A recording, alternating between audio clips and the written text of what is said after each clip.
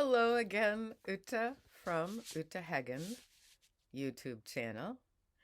I had a question about how do I order your book?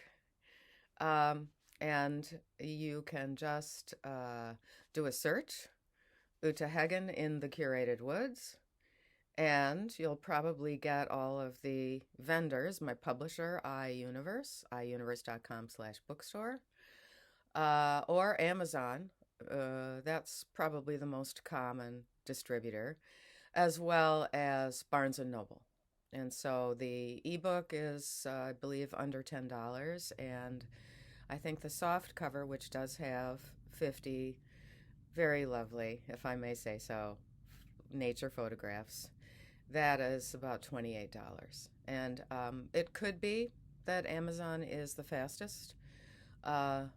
What's best for me is if it's through iUniverse. But thank you for the interest in my memoir, In the Curated Woods, True Tales from a Grass Widow. So this is Trans Widows Testimonies, Ophelia, Part 4. I do know that Ophelia is a real person, had many Zoom calls with her, and we went over the idea that maybe some of my movement in the wellness playlist, where you click on the Uta Hagen down here, and then the playlist has the wellness moves series. And those are to help us all to stay calm and confident and so on after hearing these kind of incredible stories. So Ophelia's husband started cross-dressing and took a female name while he was in graduate school. Ophelia is the trans widow who stayed for 10 years after returning from the first year away. She left, as I did, with her infant and lived with her mother for about a year. And then I'll go on and we'll go through the rest. Ophelia is the trans widow who stayed for 10 years after returning from the first year away with her mother. She was coerced by Xavier, a narcissistic, controlling, tall male, sometimes a binge drinker, to come back. As with me, he used the threat of the costs and possible results of the legal divorce to pressure her. Ophelia had stayed for 10 years, where at the end she fell in love with a guy she'd met through work. Rather a normal thing for a heterosexual woman who isn't obviously having satisfaction, so to say. The daughter was already in primary school, about to enter middle school. The daughter had been told that Ophelia and Xavier were lesbians, and they went by Mama O and Mama X. This is during the earlier part of this young child's childhood. Xavier found a grad student to go to for marriage counseling in the university community, where Ophelia was lectured about learning to be flexible and unlearning her so-called ingrained homophobia, presumed because she'd gone to church with her mother as a child. Yeah, I could say me too about that. They live in a dark blue woke state where mothers in almost all divorces are pressured to agree to joint legal and physical custody with equal time at each home. Ophelia was too nervous to bring up Xavier's binge drinking and pattern of rage behavior because of the possibility he'd accuse her of the same, which is not to say that she said she was ever any kind of drinker. It wasn't like they were doing this dysfunctional pattern together. She was actually protecting the child when this was happening. So she didn't bring up this issue for a child who's now going to spend a week, every other week, with her father because of the possibility he'd accuse her of the same. So this fear of accusations is a factor in the often bad terms that women find themselves agreeing to in divorces and custody cases.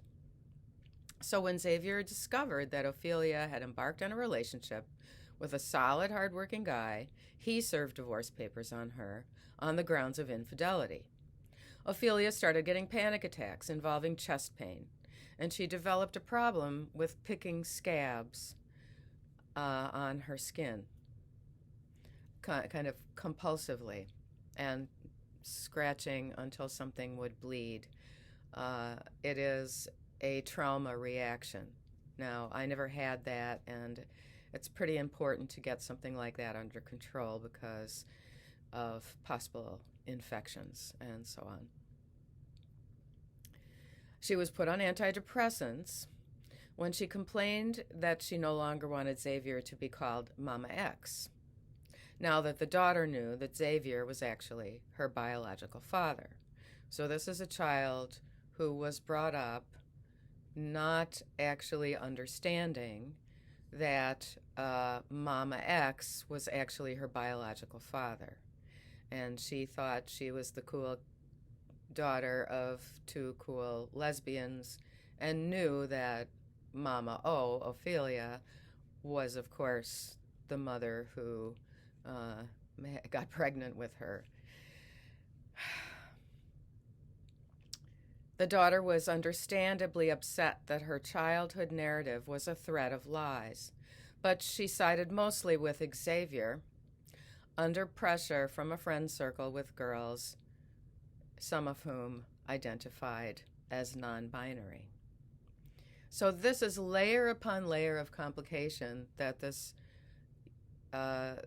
child is having to deal with in this framework where your father is pretending to be something else. The legal divorce went through with a reasonably fair financial settlement. Xavier had to pay his own student debt and pay child support for a few years in recognition of the fact that he made 2 or 3 times Ophelia's salary.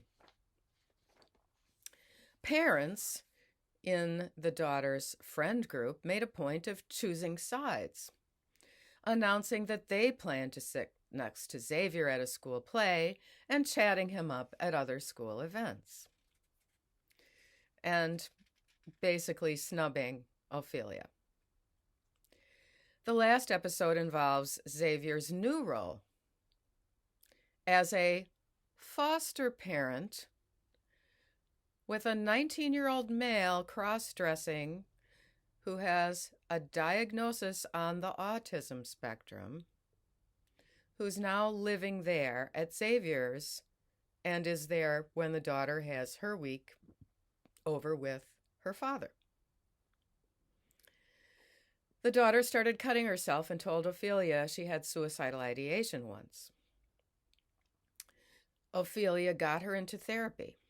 When Ophelia asked Xavier why he didn't tell her, as the cutting had started at his place, which is significant, just after the 19-year-old moved in, which is significant,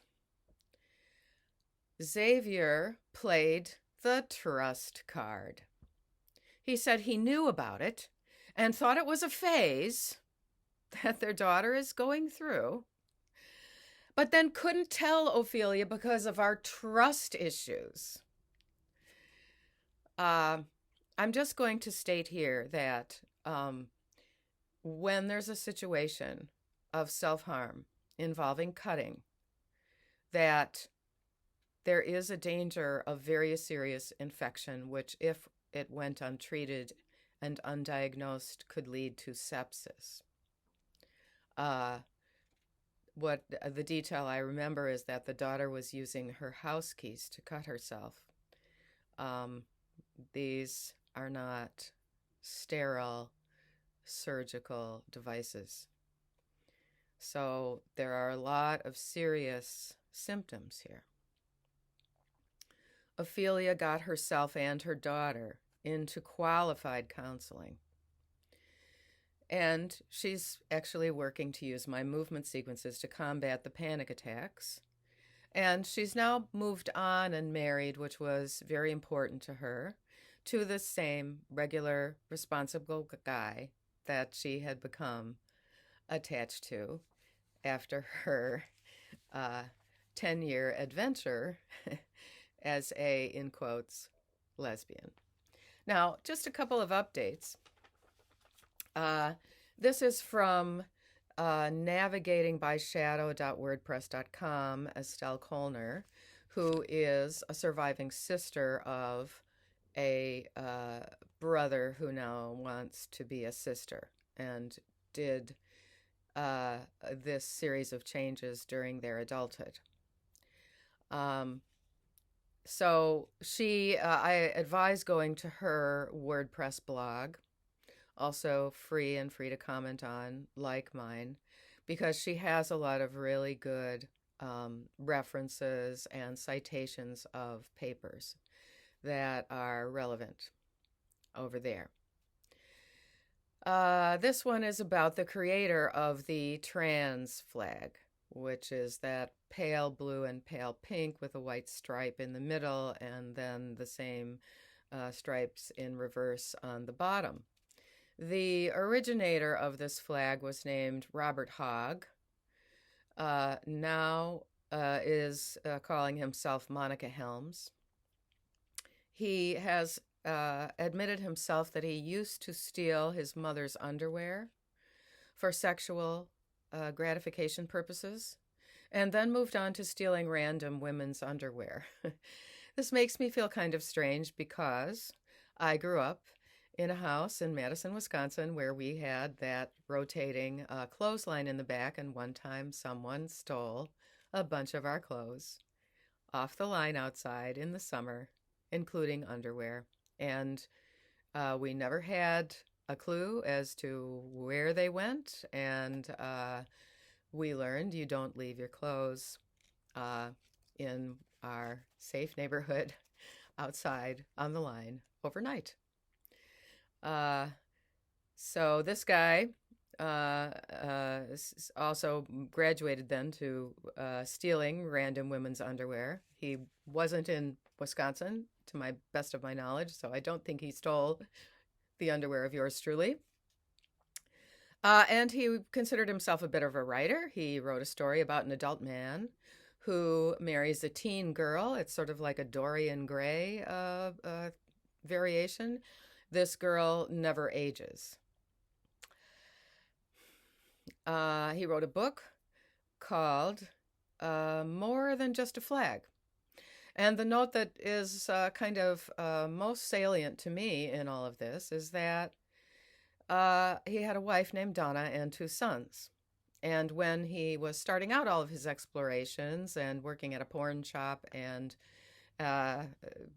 some other job, some other kind of related job, he was out going to perform in drag events on weekends, etc., which means that he was abandoning Donna and the 2 sons for this. And I am noticing that her name is never mentioned, her response is never mentioned.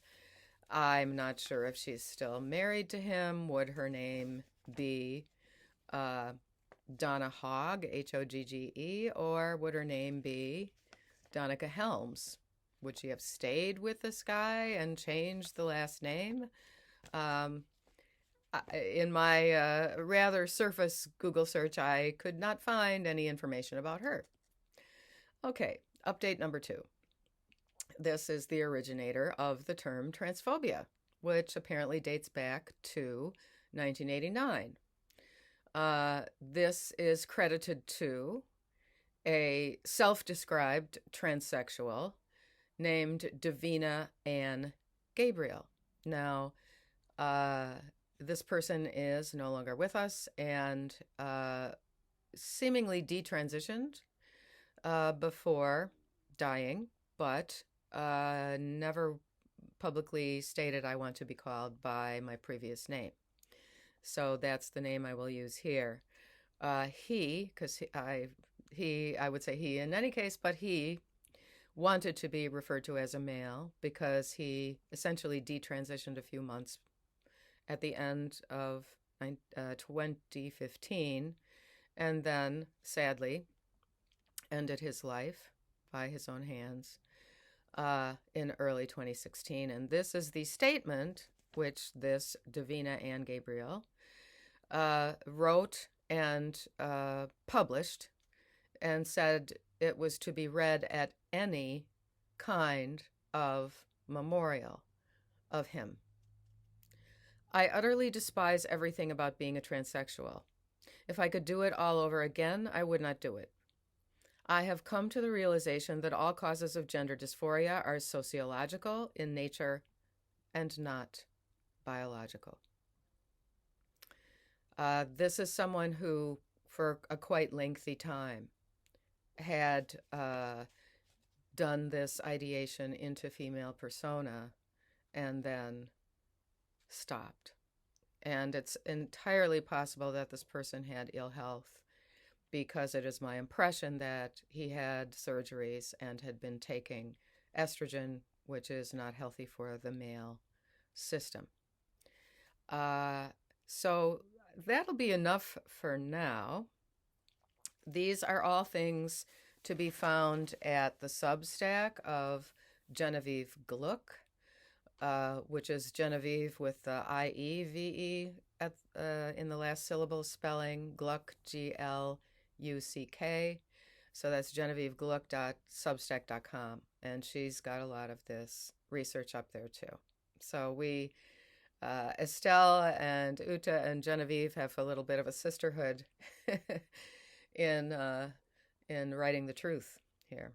So please pass this on. Please do what you can to further the information for trans widows. To get in touch with me at utahegengrasswidow.wordpress.com contact form, so that we may all be well in mind and body always.